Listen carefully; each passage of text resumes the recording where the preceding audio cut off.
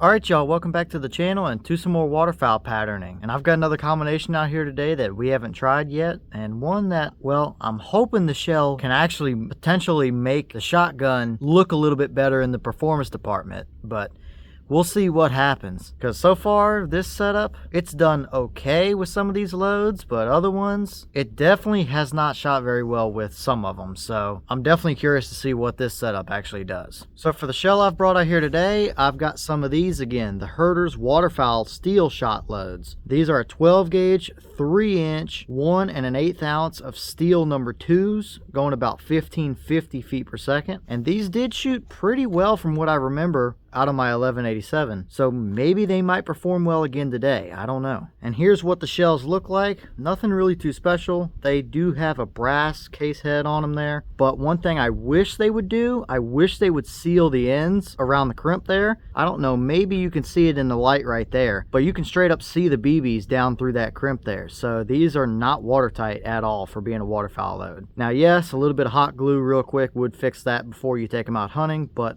I wish they were sealed from the factory. And as for the setup I've got out here today, I brought back out my Mossberg 835 Ulti-Mag here with the stock modified choke in the gun, which is typically what I start with at the very least when it comes to waterfowl loads like this. But overall here, it's been kind of a mixed bag with larger shot sizes like number 2s, the BBs, and the buckshot out of this 835. Sometimes they're okay, sometimes they're not. And we do know these Herter shells tend to be pretty good performers. So hopefully they might be able to make this shoot a little bit better today, but we're going to find out one way or the other. But as for the test, we're going to do it the same way we usually do. I have the duck target set up at 40 yards. I also have the chronograph, so we'll be able to see what kind of speed we're running and how close it actually is to the box claim. So let's get you guys a view of this duck target, and I'll head up and take the shot. We'll glance at what kind of chrono number we had, and then we'll go down range and see how they performed. Let's head over here and shoot them and see if these Herter shells can give us any kind of decent performance through this 835.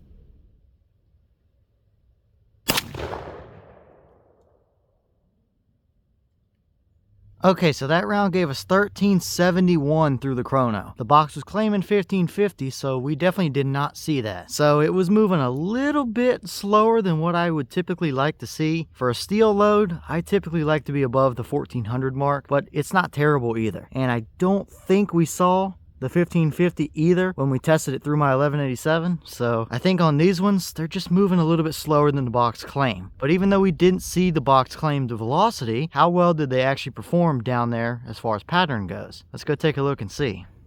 Alright, so now we're down here at our 40-yard paper, and this is what we got. Now, we do have a dead duck here. There is one right through the brain there, and a couple more down through the body. So he would have come falling down out of the sky. There's no doubt about that. But backing up here and looking, to me, it kind of looks a little bit splotchy, again, which has seemed to be a common thing, especially through that 835. We have a decent, coverage on the paper, but, there's a gap right above the blue paper right there.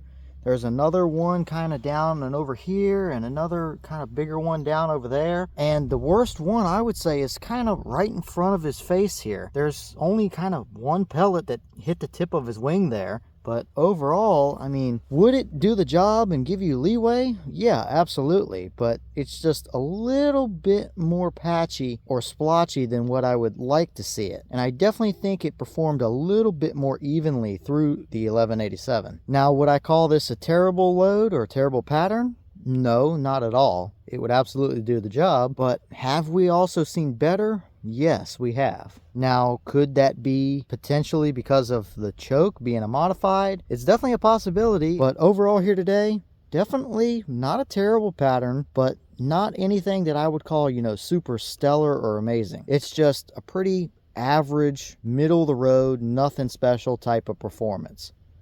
Okay, and here's the wad out of that shell. And as we can see, it opened up pretty good here. These 3 petals over here are pretty even, but this one definitely opened up a little bit farther than the rest. But as for the rest of the wad here, not really anything too special to see. There's no rips or tears in here, but it is a pretty stiff and pretty thick wad, as you can see right here towards the base. I mean, that's a pretty thick piece of plastic. But as for the rest, nothing really too special to see, nothing stuck down in there, and nothing really special to take note of on this one.